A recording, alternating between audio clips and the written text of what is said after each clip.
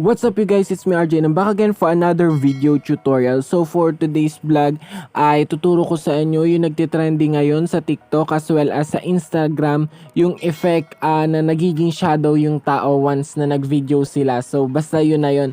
So kung bago ka pa lang sa channel ko, huwag mong kalimutang mag-like, share, subscribe and hit the bell button para naman mag-updated ka sa mga video na i-upload ko dito sa aking YouTube channel.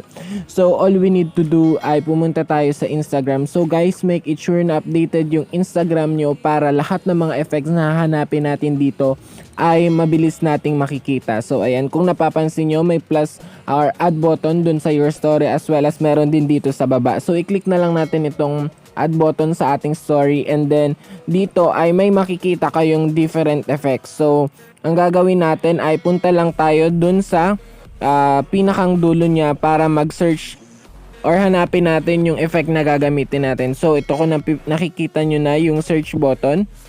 After nyan ay punta kayo dito sa search engine or sa search button and then i-search nyo po yung Runaway Aurora. So once na na-search nyo na yung Runaway Aurora ay marami pong lalabas dito. So I recommend na gamitin nyo po itong Runaway Aurora from Reynald Fadli.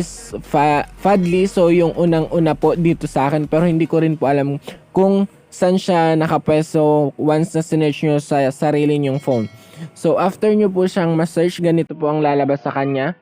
So ayan.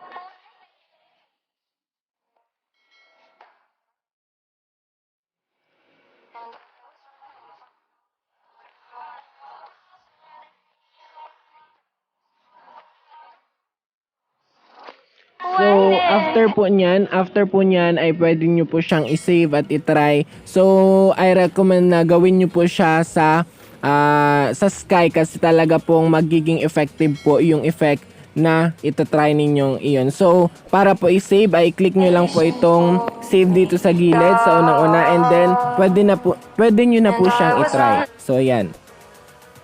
And that's it, and I hope na kayo ay may natutunan ulit sa ating panibagong tutorial. At kung bago ka pa lang sa channel ko ay huwag mo ulit kalimutang mag-like, share, subscribe and hit the bell button para naman mag-updated ka sa mga video na i-upload ko dito sa aking YouTube channel. So thank you for watching, keep safe and God bless.